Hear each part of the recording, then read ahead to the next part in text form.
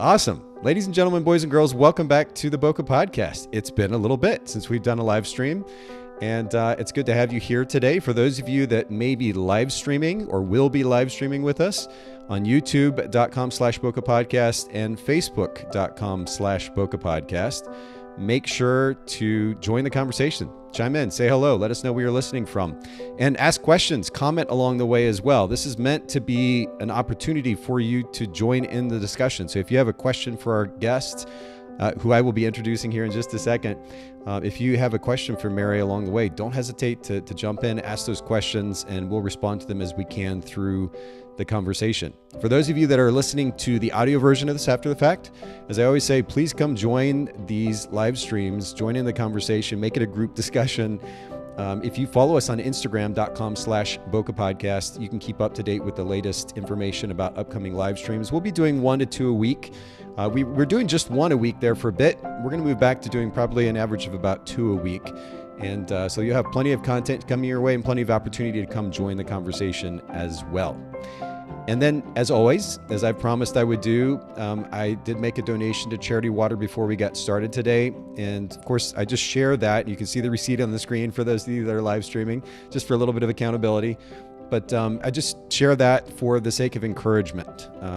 Look for opportunities to give, to donate, whether it's to your local community or national or international organizations. It's incredible, really, how far just a little bit of money can go. When I make that donation of $40 before each and every one of these podcasts, that's enough money to give clean drinking water to an individual and potentially multiple people, actually. And there are something like 700 million people in the world that don't have access to clean drinking water. It's wild. Anyway, we're super lucky, and I want to give as a result of that with that in mind. And I would encourage you all to look for opportunities to do the same thing. All right, enough of the introduction here. And I want to introduce our brand new guest for today. Mary Vance is here with me. Mary, thank you so much for coming to hang out with me. Good morning. How are you? I'm doing well. I told you before we got started, I would try to be your caffeine this morning. I know that you're starting a little bit early, and I appreciate you accommodating our schedule, East Coast schedule, I should say. Tell us where you're joining us from. I'm based in the suburbs of Seattle, Washington. Which is pretty wild because literally, 2 days ago, I was in Seattle. So my son and I were just there visiting. He wanted to go to a concert. I told him I'd take him to this concert, see a couple of bands, and then we got to see family. We got to do a tour of Pike's Place Market. I actually grew up in Seattle, spent some time in Seattle when I was a kid, and it's fun to go back there. It's absolutely beautiful. But yeah. Have you been there like all your life, or did you move there? No, I'm from North Carolina, so yeah, that's a big switch. I'm a displaced Southerner. I know that's the accent that you'll hear coming out. It'll rise to the surface the more excited I get about things, or the more recently that I've spoken to my family. But no, we've been here for almost 12 years now. My husband's job brought us out, and it's definitely grown on us. There are lots of things we love about it here. It was 32 degrees when I woke up this morning. That wasn't maybe my favorite part in April. And we had snow yesterday. So did you really? Oh, wow. I just missed that. Yeah, just a little bit. But it was, we're all kind of like, okay, it's the middle of April. Yeah. We're done with this. Generally, it's pretty mild, though, right? I mean, as a general rule? Okay. Yeah, because I know that when we did the tour of Pike's Place on, what was that, Tuesday? The people that we were with, the locals, were talking about how cold it was, and I think it was in the 50s. And I was like, that felt relatively mild, but I know it's kind of maybe different for at least this time of year. And I think we're kind of seeing that around the country, unusual weather circumstances. Nonetheless, yes. I appreciate you being willing to accommodate the East Coast schedule and join us this morning. And Lindsay's chiming in from Facebook. She said, good morning from Connecticut. And hello, Nathan and Mary. Thanks for hanging out with us, Lindsay. And for the rest of you who are live streaming with us, again, don't hesitate to jump in, say hello, ask questions along the way. Don't be shy. And Mary, I'm just going to go ahead and pop up your website here on the screen, maryvance.com. And on that note, actually go ahead and pull up your website as well. And we're going to be getting into, I'm really looking forward to this topic today, actually, that we're going to be getting into, which is the idea of simplifying senior photography. You've got a brand position statement really of sorts there on the homepage of your site. Can you introduce your brand with that? Yeah, I'd love to. As I said, I'm based in the suburbs of Seattle, Washington, out towards the Cascade Mountain foothills. And really what I like to say more so than just a senior photographer is that I'm a lifestyle senior photographer. So that's a little bit of what makes my brand and position unique. That's a word that we use in the industry that, we don't necessarily, like put all those categorizations out to our clients, but we know and understand, in the industry when we say that I'm lifestyle, what exactly that means. And so the way that I personally focus on seniors and actually just all youth outreach in general makes me unique, not only to my area, but also to the industry. So my brand really embraces inclusivity. And so I always like to say that I welcome kind of, the other 99% of teenagers and emerging adults, or sometimes we call ourselves delightful misfits, that don't fit into a narrow or stereotypical mold. That's interesting. Okay, so talk about what that looks like when it comes to seniors. And by the way, we were talking about kids beforehand, and I didn't mention, but my son is 20, and he's a sophomore in college. My daughter is a junior in high school. She's 17. And it's an interesting stage in life, just to put it very, very super simply. But when you think about teenagers, and they're kind of trying to figure life out and figure themselves out a little bit, and they're going through this, in some cases, an awkward stage at this point of life, what does it look like to be inclusive to those who maybe don't fit inside the so-called box? Yeah. This is going to sound a little bit cliche, but it really is as simple as saying to these kids, like, you can come to me as you are, and I'm not going to try to change it. I'm not going to try to tell you what to wear. I'm not going to try to tell you what to believe. Honestly, I just come to them from a place of authenticity. And they see that, they notice it. They can, teenagers at this age, I think one of the most, intimidating things about them is that they can kind of, smell it out really fast if you're being disgenuine or insincere. Yeah. And so when people see this, this sincerity to my approach, then they go, oh, okay. What that tells them is I'm safe. And when someone feels safe, then they, that awkwardness kind of melts away. You're right. There's a lot of just awkwardness in general about growing up, about transforming. That's what adolescence is. It's a metamorphosis for these teenagers. Their brains are not fully developed yet, but in some ways they're supposed to act like adults. But then, are they adequately having adulthood modeled to them? Maybe not. I always say that I don't, in terms of a narrow mold, I don't take the, I don't take only the most popular kids. I don't take only the captains of the, the football team or the cheerleaders or, which I do. I take and I photograph them as well. But I'll also take the kids who are struggling with their identity. I embrace that really wholehearters. Ones who are struggling with their mental health. That's really honestly at epidemic proportions in terms of mental health struggles within our country.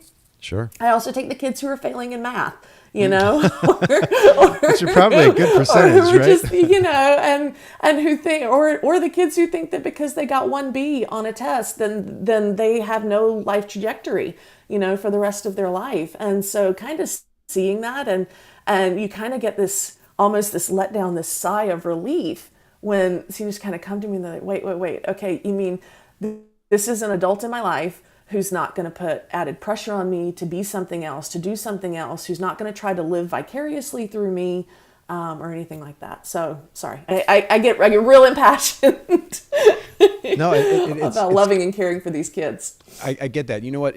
Before we did this interview today, I asked you if we could replace the word authentic with simple. We're talking about I think originally you had suggested an authentic approach to senior photography. Authentic is a word that is overused in our industry and just in general these days. And so I think it gets watered down, and it also has different meanings to different people. So I suggested we go the route of simple, and I think it's still fitting, but I'm better understanding what you mean when you say that word authentic now. And it seems as though you're trying to create an environment for these seniors where they don't have to try to be something else for the sake of taking a great picture. And Yes. I think that kind of pressure exists. I mean, and culture has talked endlessly about how this exists on Instagram and elsewhere, but it's a reality that our kids are facing in many instances. And so not feeling pressure when they go to the photographer to kind of put on a show and to be something that they don't care to be, I think is really comforting and probably does encourage a great relationship with these kids as you're engaging with them. Yeah. And I think the thing to remember too, we talk about kind of industry standards and what used to be and what is now.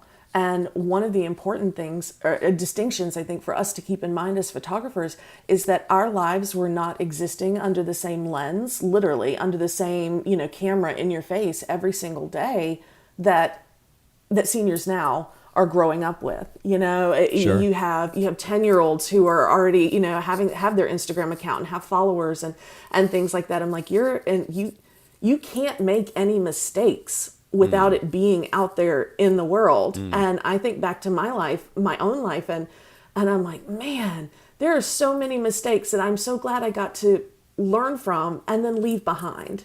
Right? They didn't Not have live to on record it forever. online. Yes, I didn't have to, okay, well, I did something dumb that day. Well, it'll replay in my mind on my own soundtrack forever. But, but in terms of everybody else around me, I'm like, nobody knows that you said that stupid thing in the 8th grade. Right? Whereas now it's like, oh, we're going to make a meme out of you. We can pull it up. Yep. Well, hopefully it'll at least allow us to learn how not to take ourselves too seriously when stuff can all be pulled up so easily. I want to jump to my next question. Before I do that though, Mary, your mic is rubbing against your shirt there. If you can just pull it up just a little bit. Yeah, that'd be great. That's perfect. Yep, that's the side there. So yeah, anytime it scratches your shirt, we hear it. These mics they're awesome actually because they're super sensitive. But then anytime it rubs up against hair or clothing, it's obvious. So, and I just wanted to kind of give you a heads up. I appreciate that. So this may be an easy segue, I think, from what we were talking about. Customer experience is, I think, at the heart really of a strong business. When we think about photography and the ease of taking a good picture, even with my phone, for example, right now taking a decent picture doesn't set a photographer apart. We really have to do that largely with customer experience. And so I'm curious what lies at the heart of a strong customer experience for you, for your business. Yeah, so that's a great question. So for me, if I were to sum it up just in a real quick sentence, I would say that customer experience is all about being fast to listen and slow to speak. So for me, disappointment is just going to be an unmet expectation, and misunderstanding or miscommunications end up being the number one reason why people don't see eye to eye. So I like to think that I provide a really rich customer experience because I communicate very clearly to set expectations, and then I listen thoroughly to also prevent misunderstandings. So for me, that's my formula for happy customers. Were you a teacher in a past life, Mary? Because you communicate very well. You can break things down so well. Yes, I was. I was a dance instructor for a decade, and a homeschool teacher as well. I've also taught high school. I've taught co-op. Well, that's right, because we were talking about you homeschooling your kids, so you're actively teaching now. But you have this way of communicating and being able to break something down so well. That's wonderful. So I have to compliment you on that, and that's really explained well too. I think it sums up the idea, the significance of when you talk about fast to listen. Because I was writing this down actually as you were talking. Fast to listen, slow to speak. I think about that certainly in the context of business, but also just in personal relationships too. I have a tendency out of excitement sometimes of talking, like being too quick to respond. And it's a good reminder to be fast to listen and slow to speak. It's something I have to keep working on. I always ask my kids, and when we're parenting and our children, we're really asking them these things, or we're reminding them these things because we need to be reminded of them ourselves. And so I always say to them, I'm like, okay, are you listening to hear or are you listening to speak? And and I have that same thing. I'll have that excitement where I'm like, no, but I'm ready, and I'm here, and I'm already planning in my head what's the next thing that I've got to say, instead of, okay, wait a minute, let me take a hot second and digest what I'm actually hearing. And so my youngest daughter and I, we're the two that are very excited. Well, it's a great reminder for all of us. So thank you for that. Let's talk a little bit, talking about your family. Let's talk about time management and how you balance business and personal life. Is there a principle that kind of drives your ability to do that as effectively as possible? Yeah, I know. Balance is a unicorn, right? Like the business owners will tell you that. I think it's kind of like you were pointing out. There are some words that we kind of find that become watered down over time if we're thinking about it and using it a lot. And so for me, sometimes I have to do that exact same thing, that you were speaking about earlier, which is kind of code switch a little bit. If I'm finding that the word that I'm using for something is not having as much connotation or carrying as much weight as it did before. So honestly, balance is one of them. And so I kind of code switch that to say that I strive for harmony. Which means that everything that I am giving my energy to is going to be fulfilling a certain one of my needs. So photography, for example, fills my need, my really, my artistic soul, my need to create art, but it also provides me with a job and with resources. So I have really busy seasons when I need to lean in more and work, like we all do, and my family's very understanding of that. But they also understand that more work is going to equal more income, which also allows me to provide rich experiences for my family. It provides me the ability to meet their needs. The other thing I would say about balance is, and harmony, is that knowing my worth, which is really difficult for us in the beginning, especially for photographers who are just starting out. But for me, it also helps me maintain that harmony. It allows me to commit to things with a really strong yes when I need to say yes or want to say yes to something. And it also allows me to say no when the circumstances aren't conducive to what I want for my life and when they're not going to be meeting my needs. When you say knowing your worth, are you talking about turning down work that doesn't kind of fit your business model, or knowing your worth as it relates to the amount of time you're spending with work? Both. I honestly, in terms of the amount of time that I spend for work, I have a calculated minimum value, for that. And I don't take work that's outside of that. I have a limit. I have, when I start to see those kind of signs of burnout, when I start to see that, I'm not joyful every time I go into a new senior session or something like that, that's when I go, ooh, okay, this is not really, honoring the worth, that I have. Like there's a price tag to get me to walk away from my kids, and I think that, valuing your time and your own personal self-worth in that way, it's hard. But it's worth it. It's worth it. Oh, for sure. Yeah. Well, and that awareness then can lead more effectively, I think, to the intention to create limitations, the structure that you're referring to. I think it's important. When it comes to time management, though, I think one of the most important elements, at least I've found as a business owner over the years, has been this concept of delegation. Outsourcing is another term that's used. And of course, a lot of times this is used in conjunction with editing, but the reality is we can delegate album design, administrative tasks, cleaning of our house, whatever it might be. Have you explored this idea of delegation as it relates to your business? Have you found any benefit in it? Oh, absolutely. I'm a huge fan of outsourcing. In fact, I recently at WPPI on the rangefinder stage gave a whole talk about outsourcing and about the value of it, specifically for photographers. I could keep you here for the rest of the time talking about this. And you're right. Step one for photographers is usually outsourcing your editing, because that's where we get so in our heads, right? And it's like, I wonder how we can outsource our editing. I know a guy. This great company, by the way. I know a guy. I know, right? Yeah. In all seriousness, though, I will reiterate the fact that knowing my worth, but also knowing my zone of genius helps me to delegate and outsource more effectively.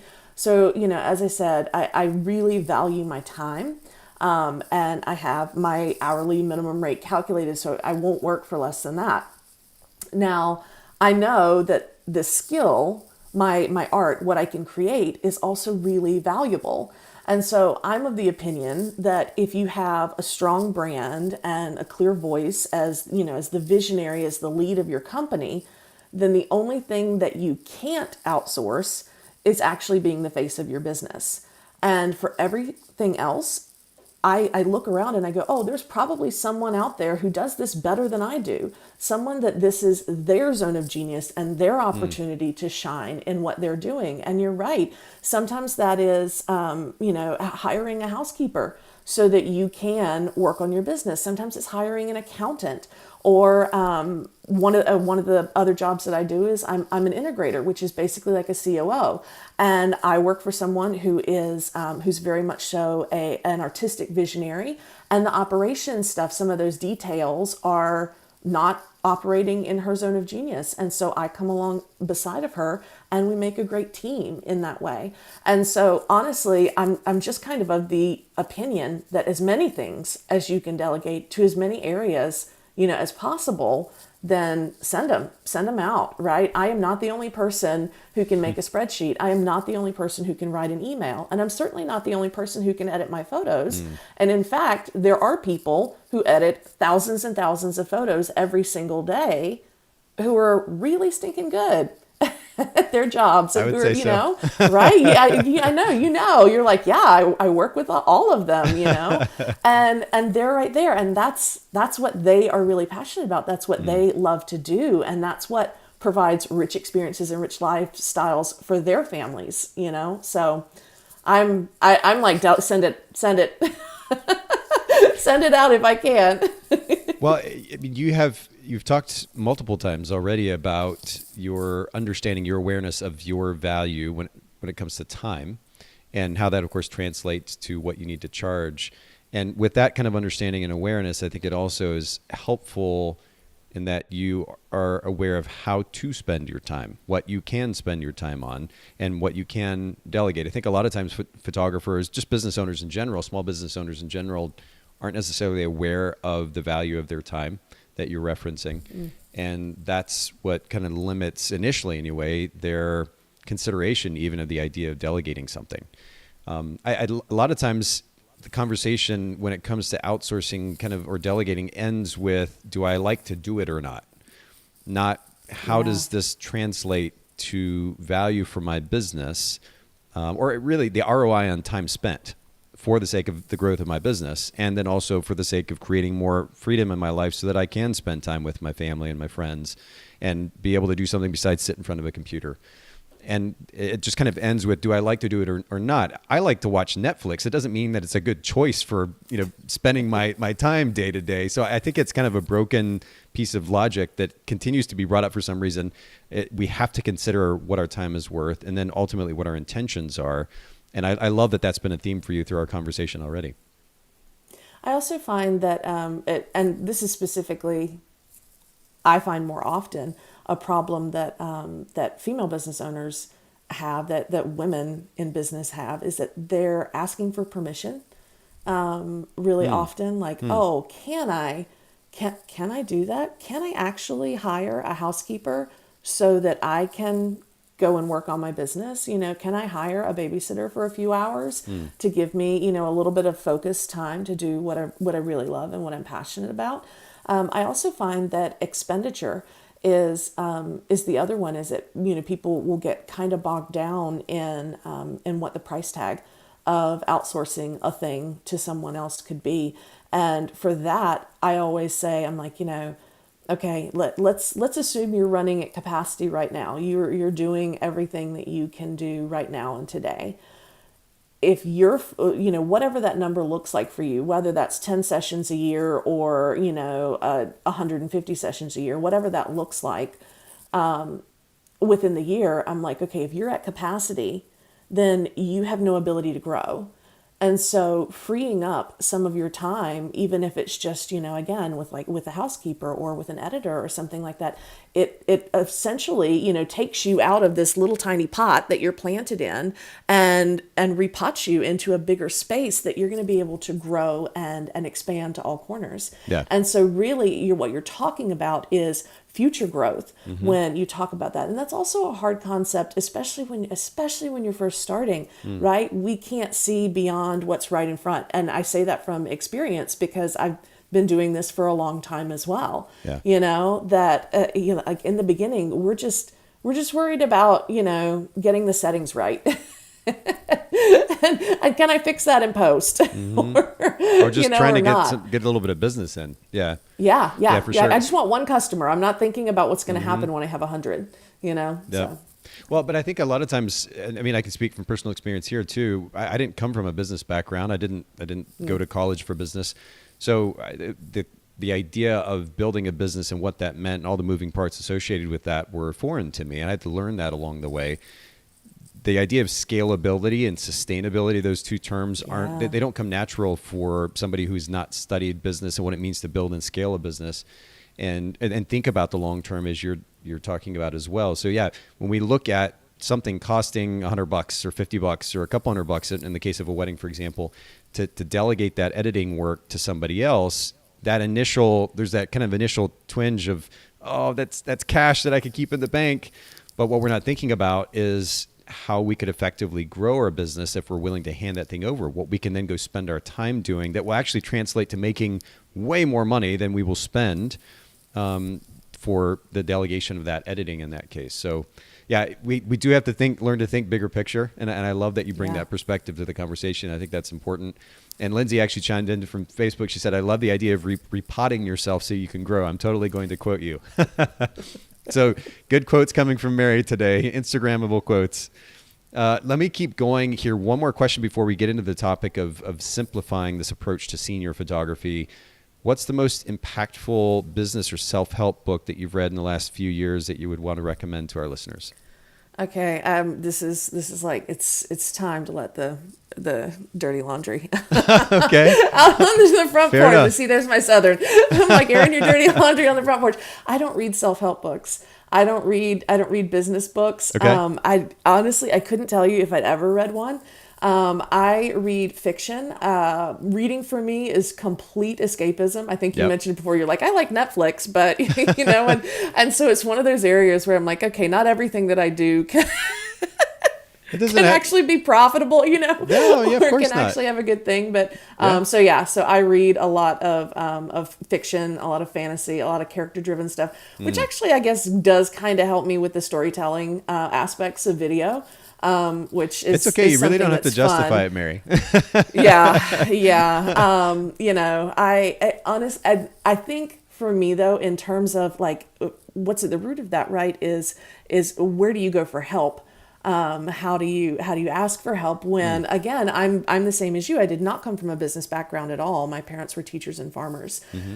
So, and by education, still not. I'm the farthest away from my degree is in biochemistry and genetics. Wow. Very, very, very far away from anything that I've ever done as a professional in my life. And so, for me, it's the question of where do I go to get help? Is again something that, like we were talking about scalability and stuff like that. It's not something that you really recognize or realize in the beginning. And for me, where I like to go for help, what really, in a way that I can absorb it, that I listen to, tends to be more direct mentorship or direct coaches. And I've sought out different ones of those, and some have just happened, naturally. I sat on a board of directors for a nonprofit for many years, and they ran a $2 million operating budget. I learned a lot about business. My role there was to be the voice for youth so that we were keeping, kind of the heart of the mission of that nonprofit, central to everything that we did. But of course, I'm sitting on this board of directors, so I'm learning all of these other things about business and stuff like that. And so some of those, kind of one-on-one connections and direct learn from experience stuff, seeking out a good coach or even group coaching, seeking out a good mentor, that for me has kind of taken the place of reading, some books. Johnny Cup has some really good books, and he's actually where you're in Nashville, right? I'm in Chattanooga, not too far away. Yeah. Okay. There's an author there named John Acuff, and he actually writes a lot of productivity things, a lot of mindset work now. And his most recent book was called Soundtracks. And what he's doing, which I think is really interesting, which is why this one's on my radar right now, is he is rewriting the book with his teenage daughters, with his high school daughters, to be focused on teens. And so since that, since they're taking that bend or perspective on things, then it came on my radar a little bit more, and I was like, that seems interesting. So I'll probably check that one out. Well, I think it's actually not discussed a whole lot, this idea of mentorship. Because information is so widely available now, whether it's on YouTube or through Audible books or Kindle or otherwise, it's really easy to learn how to take a picture and even the basics of running a business, but actually learning from somebody hands-on, more ideally in person, like you're describing, would be really, really wonderful if there were more opportunities like that. And I think it's good to remind photographers to look for those opportunities. It's kind of sad, honestly, even in our local photography community, I've noticed in the last 2 or 3 years, I mean, certainly COVID had an effect on this, but there was this decline. So I guess maybe the last 4 or 5 years, there was this decline in willingness to even get together for coffees or lunches in person. People I guess it's more convenient just to be at home and be on their laptop or their phone and not actually make the effort to get out and connect. And there's a lot of value in those conversations that we can have one-on-one or in groups with other photographers and other business owners. So that's a good reminder, a good encouragement. And Rachel Ann's chiming in from Facebook. She says, "Hi, Mary. Looks like you got a fan there." Hey, Rach. Thanks for joining us, Rachel. And let's jump into the kind of primary topic at hand today, which is about not just senior photography, which we've talked about on the podcast before, but I really am curious about and kind of fascinated by your take on senior photography. You say that photographers can take a different, simpler approach to senior photography. How would you sum up that approach in one sentence, if you could? It's not about us; it's about them. Okay, so like check your hubris at the door, right? And that, honestly, that's the simplicity of the approach. We get too wrapped up in our own heads and our own busyness trying to make our clients fit into an ideal mold, and the result is that we end up missing what an amazing human is right in front of our camera. So this person who's trusting us with their very image, right? And image is huge, especially, again, as we talked about earlier in the social media world that we live in. And this approach aims to capture an authentic version, a genuine version of each senior. It's them being valued exactly as they are. They see that. It comes through. Yeah, that's really interesting. When I think about senior photography, and we've talked a little bit about this before, not only do you see kind of the glamorization, the effort at glamorization, but even, and it's gross to even think about, like the sexualization too of a lot of the female seniors anyway that are being photographed. And I don't know why, with our culture as sensitive as it is now to so many different topics, why it's not been brought to the forefront in conversation in our industry more. Nonetheless, the focus, like you said, is much less about providing a wonderful experience for this senior, helping them feel comfortable in their skin, walking away with images of themselves as they are, that they're comfortable with, that they're happy with, and much more about creating these glamour photos, essentially, that they can show off to their fellow photographers almost. And it is kind of gross. What was the initial experience or set of experiences that kind of made you more cognizant of this and made you want to change the approach? Yeah, that's a great question. And for me, it was actually knowing and working with youth. The kids who came over to my house, who ate at my table, the kids who jumped on my couch. I'm so bitter about it still to this day, and they know who they are. They were the kids who would talk, who would share with me about their hopes and fears for the rest of their life. And so, at first I too would get caught up in kind of the buzzwords of the industry and, saying like high fashion and editorial or looks like a model, just like you'd see in New York. And I quickly realized that type of work wasn't feeding my soul. And it certainly wasn't doing these humans justice. So like, I specifically think a lot about the word model because it's such a loaded word, as you've kind of alluded to there. We apply that word to a model airplane or a model building or a model Lego Millennium Falcon, right? We use it for a product that's an inanimate object. We don't use it for a person. And if we keep carrying out the connotation on that word, a model is also something that is, quote, perfect. It's a standard that the rest of us mere mortals can't obtain. It says that only those who look a certain way, who dress a certain way, or who act a certain way have X number of followers, right? These are the only people that are going to be welcomed into the fold. And as I said before, teenagers notice this subtle messaging, and it's one of the most intimidating things about them. They will root it out, if you're being disingenuous or insincere. So model teams and senior photography strategies that are based on that end up, in my mind, being all about exclusivity, about fitting into that model mold. And my approach, this simpler approach, is all about inclusivity. And so when I think about the seniors that I want to photograph, I'm thinking again about those other 99% who don't necessarily fit the stereotype. Because, what happens to them in a traditional mold? Do they just get left out? Do they walk away believing that they are less than because they're not the standard? I believe that everybody deserves to be celebrated in this transition from childhood to adult. And I think about these kids who, as I said before, have a D in math or who have ADHD, or specifically nowadays who identify themselves outside of the pink is for girls and blue is for boys kind of stereotypes. I think about those kids who have been in my home and jumped on my couch and told me that maybe they weren't ready for this whole #adulting thing, yet. That we tend to kind of force kids into, I think, prematurely too. I've thought about that. Especially with my daughter too. She's 6 foot tall, so it's easy just to kind of almost subconsciously forget that she's still a kid and quite young at heart too. And she's looked and acted actually quite mature for her age in many ways for some time. And I was reminded in the last couple of years that I really needed to, as much as I wanted to teach my kids and especially my daughter to learn to think for herself and to make choices for herself, that it was also okay still to treat her as a kid and to create some structure and almost a harbor of safety of sorts for her, to create this environment of warmth at home. And it's something that I've been more intentional about in the last couple of years or so. But we're getting some responses from Facebook. Rachel Ann's clapping for Mary's monologue there, and Mia from YouTube said, "I cannot agree more, Nathan." And I think it's a really important conversation that we need to continue to have around senior photography. And actually, to kind of build on that, Mary, I'm quoting you here, but you said, "Stop associating senior photography with high concept, high fashion shoots, time-consuming model teams, and cutthroat competition tactics." And I'm curious, I mean, you've kind of alluded to this a little bit already, but why has this become the industry standard? And not just the standard, it's something that the industry has continued to build up even more. Why do you think that is?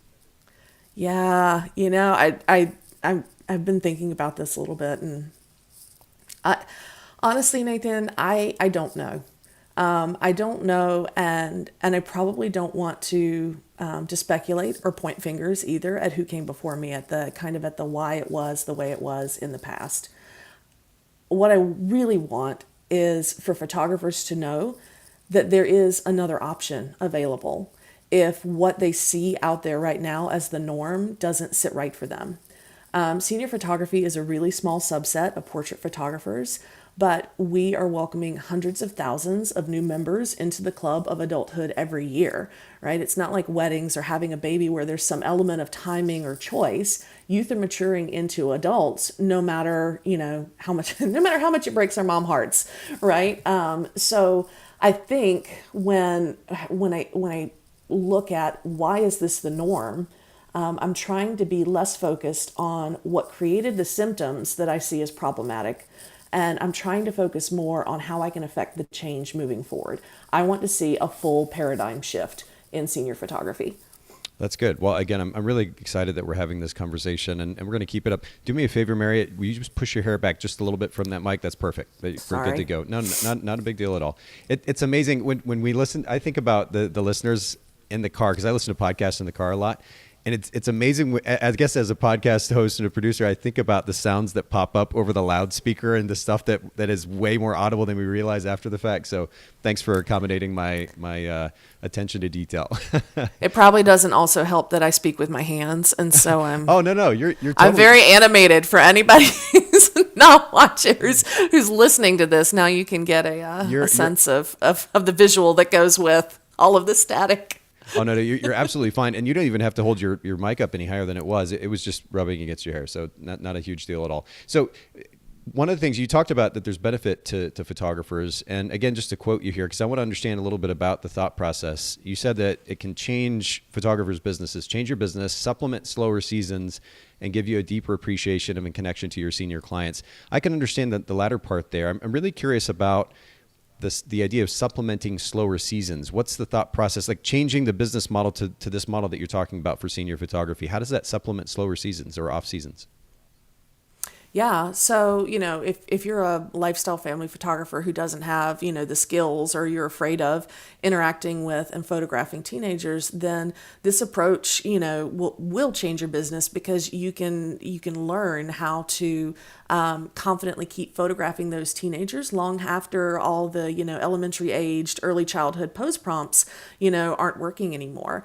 So for slow seasons, and you would know, right? October is for photographers what April is for accountants. Q4 seems to be everyone's busy season, right? We just get slammed in October through December for most photographers. But senior season actually starts as soon as the previous class turns the tassel. Now, in some parts of the country, that's in May, and in some parts of the country, that's June. And so what you're talking about, and again, some climates, some parts of the country, they can run this completely year round, right? Instead of having a really concentrated busy season. Adding seniors to your repertoire, right, can fill in a slow season, and it can turn it into a profitable one. That makes sense. Okay, so now we transition to how we interact with seniors. And this is fascinating to me. I'm so curious what you're going to say about this, because I think about this as it relates to my kids, certainly, and then my girlfriend's kids as well. When it comes to interacting with teenagers, certainly seniors, you're saying that photographers can relate. You feel as though photographers can relate to seniors without having to kind of try to fake being cool with these kids. And I'm curious. I'm just curious how. Like, what is your approach to this? I guess engaging with kids in a way that you don't feel like you have to talk just like them in order to be able to connect well with them.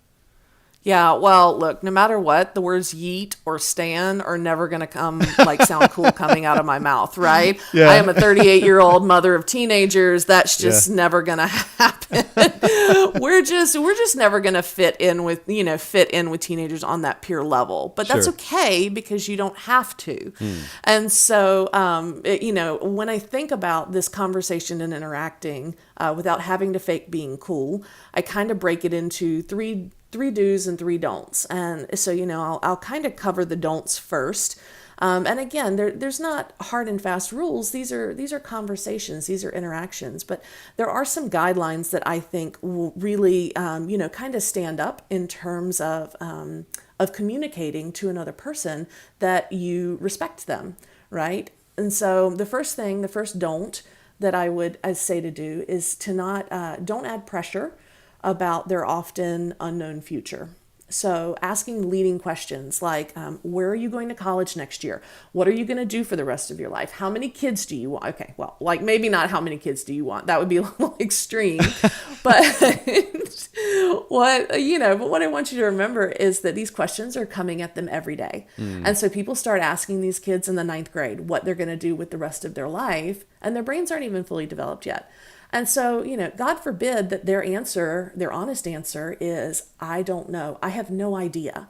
Now, what you've communicated to them is that, they're thinking that they are behind in some imaginary race of life, and the finish line is forever being moved farther and farther away. So I say to avoid even just on a simple level, that add too much pressure. Yeah, well, and I didn't mean to interrupt you. I'm sorry. On a simple level, if they just, in that individual interaction, if you ask them a question, they don't know you very well, you're just trying to connect, and you ask them a question like that, and they don't have an answer for you, they immediately feel awkward in that situation. Most, or at least a lot of teens would. So even just, I guess that little bit of consideration for creating conversation that they'll be able to say yes to relate to, versus being at a loss and already feeling awkward interacting with this adult who also has a camera that they're going to point at them, I think is probably a good point of consideration as well, right? Yeah, it is. You're exactly nailing the head. Okay, so don't add pressure, and I'm looking down here at my notebook because I'm old school taking notes here. Don't add pressure about the future, and that totally makes sense. What's another don't? Don't make assumptions about them. And, that's that old adage, what happens when you assume things. So what I mean by that is saying stuff like, oh, do you have a boyfriend? Or have you gotten your dress for prom yet? Or do you have a date for homecoming? And the little story example that I give about this is that last year I photographed a guy who was 5'6", right? And so I'm all of like 5'5", so he's a full foot taller than me. That was kind of tricky to photograph. But so he was 6'5". You mean? Oh yeah, I'm sorry. Did I say 5'6"? Yeah. He's 6'5". Okay. Oh, I reversed that. Sorry. Yeah, no worries. I'm 5'5". He was 6'5", so he's a full foot taller than me. And so what I asked him at one point was, what is your favorite thing about being tall? And his immediate response, he didn't even have to think about it. He was like, well, I love that you even just asked the question. And he said, because everybody else just asked me if I play basketball. Yeah. Right. And it was a total eye roll moment for him because, he's like, okay, is this all that people will ever see for me? Is this all I can ever be in my life? Is that I'm tall, therefore I must be a basketball player? Is that all that I've got? Yeah. Right. And when in reality, for this human, that couldn't be farther from the truth of who he was as a person. And so that's why I say, don't make assumptions about what you see, in the package that's in front of you. Take the time to actually have a conversation and to ask. Be curious. Yeah, that's good. Yeah. Okay. What's the next one? Last one for the don'ts is don't cross the line. And this I think is actually probably pretty important. There's a time and a place for really open and honest conversations. But the thing that we have to remember is that these humans are still minors and we're business owners. And so this influences my my language at a photo shoot. It also really influences what I share on social media. And where I'll go with that is, my example is that I don't post like pictures of cute craft cocktails on my business page. And I don't make jokes about, oh, look, it's time for wine o'clock, Right. or things like that. I don't swear on social. And I don't overshare. I don't share very much ever about my private life. So I call it, like I share the person without sharing, the private and all the things that are behind the scenes. So I also don't communicate or meet with any client if there's what we call an assumption of privacy. That's like a best practice thing that I brought over with me from my days as a youth worker and a mandatory reporter. It's just really good practice to keep everything above board. Sure. And so we have photo shoots in public parks where there are other people around, or I have consultations and meetings at coffee houses or via recorded Zoom calls. Basically, the don't cross the line is really just about setting professional standards for your interactions with minors. This shows them respect, which is key, and it also keeps everything light and fun. Okay, that's good. So we've got the list of don'ts. Talk to me about the do's. What can we do to communicate a little bit more effectively? First things first, ask their pronouns. So I do want you to ask your pronouns. It's a very common practice nowadays, and asking shows that you care. Many companies will even include it in the employee bios. You can put it on your Instagram or your Facebook or anything like that. And I would even suggest that you include it in your intake form. It's a really simple thing to answer, and it just shows a little consideration for your fellow humans. So that's my first easy do. Okay. My second easy do is ask about their interest. And again, we talked about really listening before. So really listen to their answers. I would say, what's your favorite thing to do in your downtime? Or do you have pets? I ask about favorites a lot. Least favorites are always really interesting answers too. You kind of get surprised and people get a little more animated about something that they dislike rather, than something that they like all the time. So that's always fun. And if you know nothing about what they're interested in, then I always say to ask them to teach you, because this gives your senior a very rare opportunity to become the expert in a world that tells them like, oh, you're too young to know anything, right? So, for example, with that one this year, I had a guy who is mountain biking at a semi-professional level. I had no idea what that means, none whatsoever. And he had his mountain bike with him, and he was like, "Oh, well, I can tell you everything, and he can tell me about which conferences he's going to." And honestly, like the connection that you get once they start telling you about something that they love and enjoy is so much deeper, right? I've talked about this in the podcast before, but I still think back, and this was as an adult, and I actually.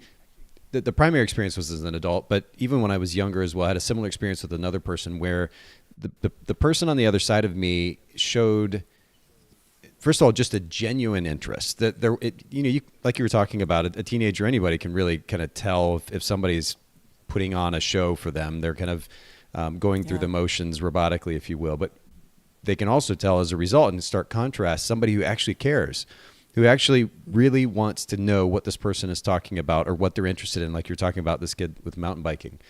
And the feeling that I got both as an adult and as a kid, and literally there have been like 2 or 3 people in my life that have made me feel this way. So it doesn't happen very often, where somebody really just makes you feel like they're fully present, totally interested, and actually care to know even more. Like they ask a question, you answer the question, they ask another follow-up question that actually shows that they're paying attention and listening. And it's amazing how we can make people feel, especially teenagers, by doing just that. So I think that's a really great reminder. Yeah, which also ties in with what we talked about earlier about client experience. If they have a good experience, then you're creating legacy clients for your business, right? Just make them feel good. Yeah. And think about what that actually means. How do you do that? Yeah. Yeah. My last one actually kind of ties in with what you're just talking about. And the last thing that I say when you're having conversations and interactions with teenagers is to repeat their answers back to them and to ask follow-up questions. So if you're like a lot of people, your brain is really maxed out most days. And so repeating their answers back to them is going to do it serves 2 purposes. It's going to do 2 things. First, it's going to show them that you were listening to them in the first place, right? Which, as we pointed out before, that's key. But it also is a memory hack. And so it's going to help their answers stick in your brain, right? Repeating things back always helps you, remember them. Yeah. And so then when you go to write that, that senior feature or that blog post or something like that, you'll leave the session going, okay, I actually know a few things about this kid, that you can share and stuff like that. And then they get really flattered. I just had a mom send me an email this week that was like, I read what you wrote about my son on Instagram, and it just brought me to tears that somebody, actually understood my kid and, and things like that. So that's huge. Okay. I love both the simplicity and the practicality of those recommendations, both the don'ts and the do's. Just consider, and really, I guess it kind of centers around just taking time to consider the person on the other side of the camera. It's probably easy too, as quote unquote adults, for us to maybe minimize the significance of that interaction. Oh, these are just kids. We're just taking pictures of kids. The reality is they're on the verge of adulthood. They're certainly growing up and can think for themselves and are quite intelligent if you just give them the opportunity. But if we lead with curiosity and actually make an effort to connect with them, to get to know them a little bit and to show genuine interest, it goes so far. And I think, again, it's just a really wonderful reminder. Talk to me a little bit about the posing. So we talk about conversation. That really kind of leads the way in this relationship with the senior. But posing as well, cheesy, kind of complicated posing will likely annoy them, right? Get on their nerves. You see them rolling their eyes. They're kind of smirking. And make the session awkward. So what would you recommend, I guess, just for some simpler ideas when it comes to posing seniors? Yeah, that's a great question. So, for simpler poses, I always say that sticking to the range of natural movement is going to be more flattering and actually physically more comfortable for my subjects. And that's crucial because when your body is physically uncomfortable, then what happens, it just reads all over your face, right? So an example of what I would call a natural movement would be walking or breathing. Sometimes breathing is a good thing. Yeah, well, it's something that they don't have to think consciously, Yeah. right, about doing. And so Yeah. some like with breathing, sometimes I will just look at a senior and I'll say, okay, I just want you to take a deep breath and look up at the clouds in the sky, right? And you just see the weight just fall off of them because it's Interesting. like, okay, I'm not trying to rub my belly and pat my head right now, right? Right. I'm not doing this like super, complicated pose. Yep. And like unnatural movement for me would be like a laying down pose or a squatting position. Like laying down poses, you kind of alluded to before about this, over sexualization that we have specifically of young women. Yeah. And I feel like laying down poses really does that a lot because you have to get the photographer over them and in their space, in their personal bubble, right? That's always awkward. And it's also portraying them from a very submissive angle.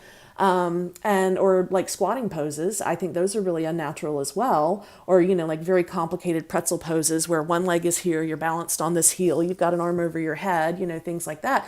And I always say that squatting poses, like squatting by humans, only exist in nature in two contexts that I'm aware of. And one of them is as a catcher at a baseball game, and the other one doesn't really scream Kodak moment, Yeah. To that me. point, actually, the number of poses that I've seen with girls with their legs spread wide open and their hand just kind of like placed between their legs to kind of sort of cover things. I just don't understand why we're even going close to that when as we're in the context of photographing a 16, 17, 18-year-old. It's just mind-boggling to me that all the other conversations that we're having in our culture, that this has not been brought front and center. And I mean, I've been super tempted because I came across a photographer a little while back, and of course I'm not going to name names right now, but I've been super tempted to go to the extent of actually at least talking to that photographer and then potentially outing them and kind of leading the industry in a conversation about this, because it's very confusing to me why, and it's always interesting, I guess, in culture, how we selectively talk about certain things but not about other things. This one just continues to confuse me, and even as we're talking about it, it pisses me off. Like, why are we allowed to do this? And people are just kind of writing off as being okay or even good, highlighting it at award shows and so forth. It just, I don't understand it. Sorry, ranting. No, I'm with you. I'm with you on that 100%. I don't necessarily understand it, and I don't I don't know what the remedy of it is. I respect especially women's bodily autonomy so much, and I think as a grown woman for myself, right, being portrayed in more intimate fashions can be really empowering. I know, I have lots of friends who are boudoir photographers, and their work is amazing and incredible, and the things that they do and what they lend to the women who they're photographing, to their self-esteem, those are important photographs to take, I think. I think the difference is, especially when it comes to senior photography, is that when we're talking about this over-sexualization, we're talking about doing this with minors. That's a big, right? That's just context. That's a big difference, and it's context. And so, this is not one of those things where if it's, if it's okay for the 35-year-old to do that, then it's okay for the 17-year-old to do that. No, it's not. The context really matters. It does. I could spend a lot of time there. We'll leave that for the time being. Let's talk a little bit about specific examples of simple poses. And actually, even before I get to that, maybe just to kind of, maybe it's reiterating my question from earlier, but I'm thinking about how you got to this place. When I make, for example, if I decide to do something different in my photography business or with my editing company, or we're getting ready to launch another brand now, which is doing something vastly different from the industry, I see things that I don't like, or I'm not a huge fan of, or I see there's an opportunity to do it better. And so I run with it. What led you to this place where you were like, you know what? Okay, I realize that these kids are feeling awkward, so I need to come up with these simpler poses. Did you find inspiration from other photographers? Was it something you just kind of came up with on your own? I always feel like we pull a little piece of some of our past lives into whatever the next iteration of it are going to be. And so previously, and in my previous life, I was a dancer. I was a dancer for 25 years. I was an instructor for dance for a decade. And what I learned from that is movement. I spent literally my entire life studying movement. And then and so that I carried a lot of that over with me into posing, into my approach to posing. The other thing that has really had more of an impact than I ever realized it would have, but I always say, I'm like, oh no, I really think this has been for the good, is as I have aged, my body, my casing, my shell is somewhat larger than it used to be. And so understanding more about how different bodies move, as opposed to when it was dance, everybody again is fitting into a very narrow mold. I can give you the most complex choreography, I can break out really complicated things, but the reality of that is that most people cannot handle that. And so for me, I kind of found that if it takes more than 3 instructions, it's too much. And, it's falling outside of the natural range. Some people are more gifted in terms of movement than other people are. And the way that I kind of determine how much I'm going to push that at a shoot, how much I'm going to push their natural range of motion, is by really observing, literally from the minute that they get out of the car, right? Some kids are kind of falling out of the car and they have all their stuff kind of crammed in a bag that's not really on their shoulder as they're, kind of stumbling up. I'm going, okay, that's probably not, going to be the person that I'm going to give my harder poses to. So just being very aware and very observant of what kind of movement that you're witnessing is key, and being fast to move on too. Like if something doesn't work, don't stick in it. Don't try to force it to work. Right. And I honestly, when that happens for me, I always take the blame. I blame it on myself. I'm like, you know what? I just put you in this pose and I didn't even look at the light behind you. I will take blame. I will make myself look dumb all day because I never, ever want to communicate to a subject that they've done something wrong, because that shuts them down. Yep. So. And again, teenagers just feeling uncomfortable and awkward, it's gonna make the session more difficult. So I like the premise of a pose that doesn't require any more than 3 steps or 3 instructions, points of instruction, prompts. Will you give a few examples of these types of poses? Yeah. So one that I really love that I do all the time. I break all my poses into 3 categories. So it's either standing, seated. The seated will also kind of perched on something, a fence post or a rock or something like that, against the side of a building. They go together, and then walking and or movement poses. So standing, seated, walking poses. For standing poses, people tend to be a little bit more uncomfortable with those. And so I do one and I call it the self-hug. And as soon as I said that, you probably went, oh, okay, I know exactly how to do that, right? If I say, give yourself a hug, you know exactly how, you're like, oh, okay, I know exactly how to do that.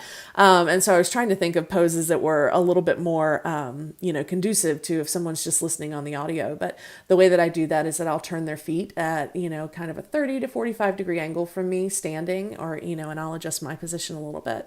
And then I'll just look at them and I'll just say, okay, all I want you to do is give yourself a hug. And they'll look at me and they go, you mean like this? And then it's boom, I've got the smile. And then I'll lean into them with my camera. And as I'm leaning into them and I'm just talking with them, and then I'll say like dumb stuff, right? And so they're posed, they're already there. It's adorable, right? You get that little giggle and the shoulder raise, and it's really cute. And then I'll say like, look at that rock, and laugh at that rock. Or if their mom's standing right there, which, most of the time moms are like always right there. And I'll be like, okay, I want you to look over at your mom and I want you to laugh at her face. And they'll just die, right? And so that one is honestly a two prompt pose. Feet here, give yourself a hug, right? And then everything else that kind of comes out of it, the interaction that comes out of it, is just me engaging with her. And I love the simplicity of that too. And anything to get them to laugh, I think that's the best. Okay, so that's standing. What about something where they're seated? What does that look like? Yeah, a seated one. I usually use this a lot, especially for my taller seniors. And so I will just look at them and I'll say, okay, you know what? You're too tall for me. Go sit on that rock. Right. And then they'll kind of laugh and they go over and they'll just sit on the rock. Guys sit really naturally, and whatever. And so I'm always very complimentary about that. And so I'll pose them on a rock and I'll just be like, oh my gosh, look at that. that would have taken me forever to get somebody else to do. You are a natural. You just did exactly what I wanted. And then I'll like look over at their mama. I'll talk them up a lot. And the whole time that I'm doing all these other things, they are settling into themselves in that seated position. So again, it's just one prompt. Go sit on that rock, right? And then as I'm talking, as I'm encouraging them in the background, they are settling into themselves a little bit. And then I'll say, okay, now I want you to just bring your chin over here towards me. They're still kind of have a little half smile because it's like, hey, I did something right, Yeah. And then I get that look. Occasionally I'll say, all right, now, with seated poses, right? Sometimes people hunch and they pull their shoulders up. And so I'll just say, okay, I want you to take your shoulders and roll them back. All right, now you look really,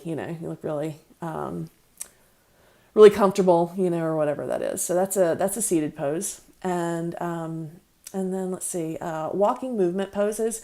I have a pose for walking that I always tell them, I'm like, this is the most complicated thing that we're going to do today. And I was like, and it's walking. And then they always get a, big laugh out of that.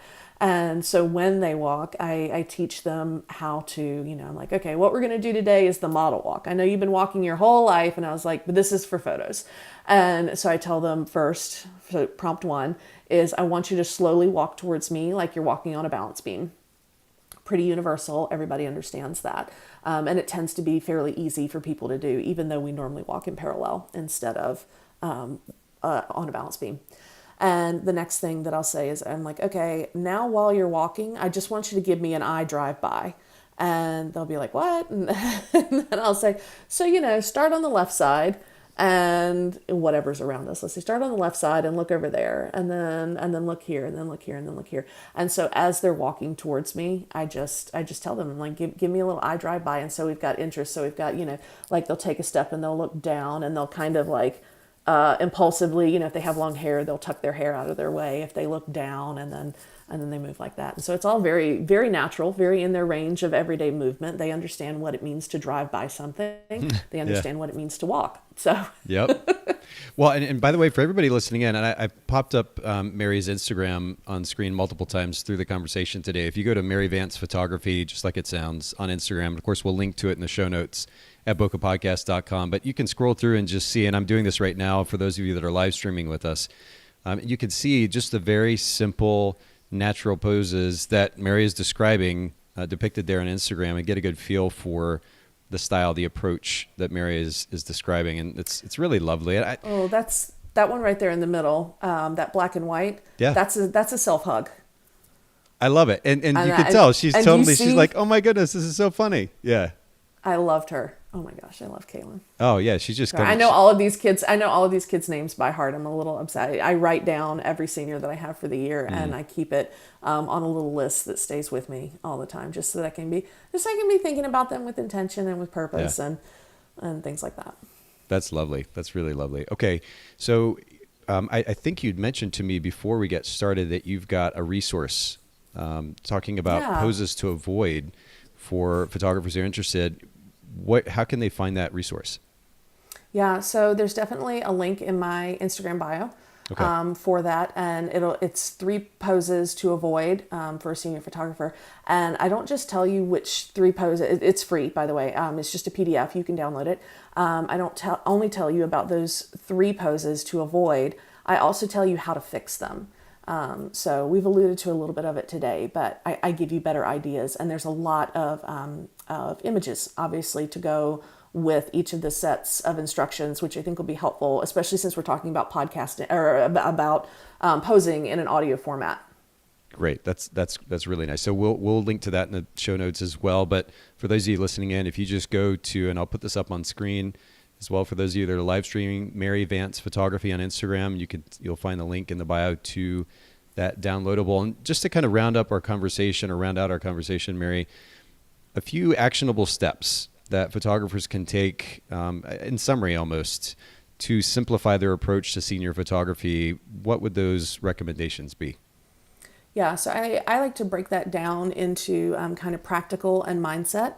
Some people are going to more easily resonate with the thing that they can actually see their body doing, as opposed to, how we're changing how we think about things and mindset as well. So I'll start with practical. I have 3 practical suggestions, and then I'll move into kind of the mindset suggestions as well. So my practical suggestions, the first one is to learn the light, and that is just forward and backwards. Learn your light and then learn your gear, right? These 2 things are going to be a game changer for you. Specifically learning lighting, because once you see it, you're going to notice it everywhere and you can't stop seeing it, right? If you're looking for like really great resources on lighting, check out Sandra Cohn, because that lady literally wrote the book on lighting. She is amazing. How do you spell the last name? Cohn, Coan, Sandra Cohn. Yeah. She's great, fantastic educator about lighting. The reason that I want you to really learn the lighting and to focus on the lighting is because it's going to free up your brain when you're at a session. So if you're fumbling with gear and settings, if you're like, oh my gosh, I don't know how to make this light work, or I've positioned this person somewhere badly, right? That's all your brain is focusing on. It's not focusing on the connection to this human right in front of you. And so learning the light and learning your gear is going to take one more thing and put it on autopilot. Yep. So you're free to actually see that person in front of you and not the camera settings. It's so true. I mean, I shot weddings and some portrait sessions as well, but for over a decade, and I haven't shot actively now in about 10 years. And I still can literally feel the camera in my hand if I just close my eyes and think about it, and where those dials were, because it just became so familiar. And you're right, when you don't have to think or stop and look or do, it just makes it so much easier because you can focus on the interaction with a client. And so, yeah, I can't stress this enough for anybody, especially those who listening in or watching who are newer photographers. This is so important, and best just to carry that camera around all the time and play with the settings all the time so that you can just do stuff on the fly without even having to second guess. It's good. Yeah. So my next one is outsourcing. We've already talked about this a lot. And it doesn't matter what type of photographer you are, again, if you're shooting weddings or, or seniors or anything in between, streamlining your workflows and your processes by outsourcing is going to allow rooms for all aspects of your business to grow. So that's a practical take home that I want everybody to hear. Outsource where you can. It's important. The last thing I would say that's really senior specific is simplifying your intake form.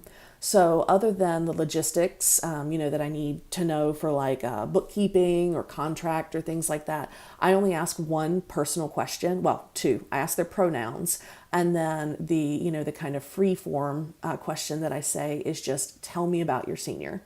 And this open-ended prompt always yields like the best answers, because parents and seniors, they'll just pour their heart out to you because you gave them the space to, right? And so that is like key to simplifying, your approach to senior photography. This is going to give you insights right from a piece of paper before you ever meet them, and long before they ever step foot in front of your camera.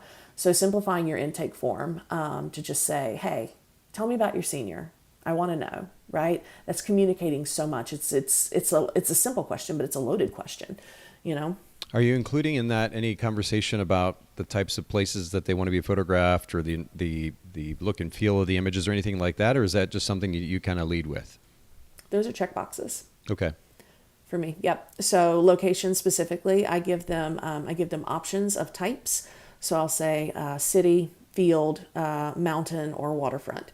Which are basically the ones that we have that are readily available to us. That's cool.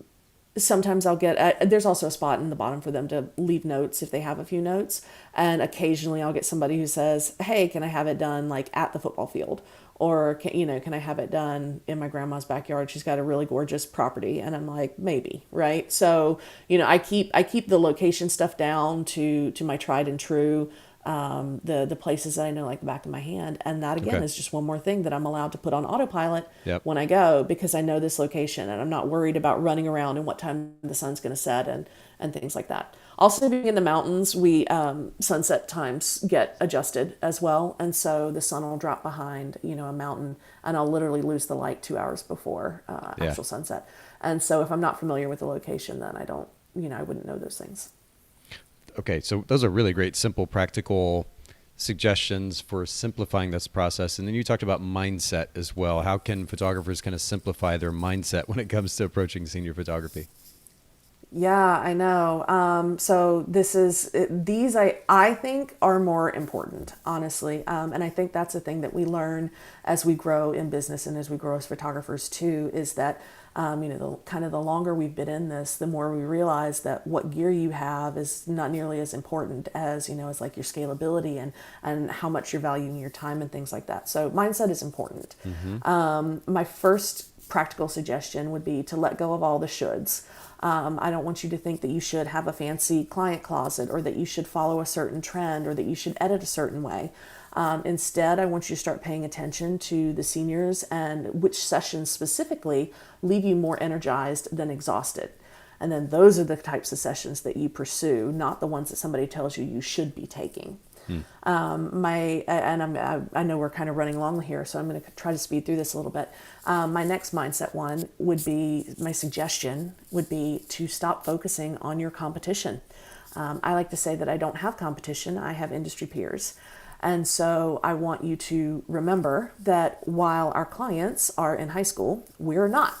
And so we need to squash that impulse to, basically like look at somebody else's paper and say, hey, what did you get? Right. After the tests were graded. This is 2022, not 1994.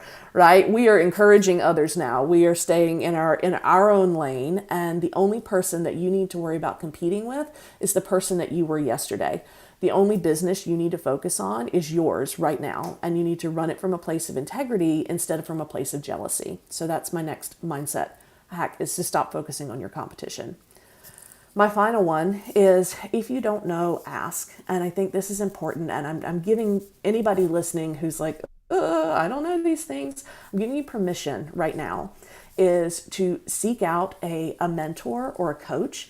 Invest in your education, listen to podcasts, listen to the Bokeh Podcast. They have so many great things coming on every single week, right? Take the time to learn what you don't know. There is absolutely no shame in being new at something. And if you start comparing like your beginning to somebody else's middle, then that's just not fair, right? So if you don't know, ask. And if you have questions about senior photography, you are welcome to reach out to me. I'm an open book when it comes to all this stuff. And I love, love, love to share what I've learned and gleaned many times the hard way over the past decade behind the camera. Such is life, right? Well, yeah, I appreciate that, Mary. And I'm going to actually pop up your website here on the screen. So for anybody who's live streaming, you can see this. It's maryvance.com. And then Mary Vance Photography on Instagram. Of course, we'll link to these both in the show notes at bokehpodcast.com. I really do appreciate you making time to do the show today and taking extra time to do it too, and sharing a lot of practical information. I think you're absolutely right. If we lead with principles, ideas that of course develop mindset, that's a healthy place to start. And then we can take these practical tips and go applying them in our business. And you've shared both today, so I really truly appreciate that. Oh, thank you.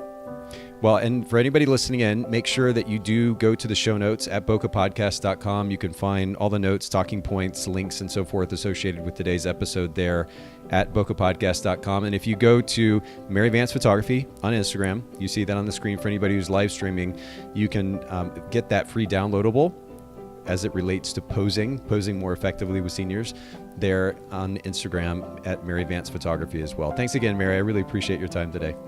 Thank you so much. Have a great weekend.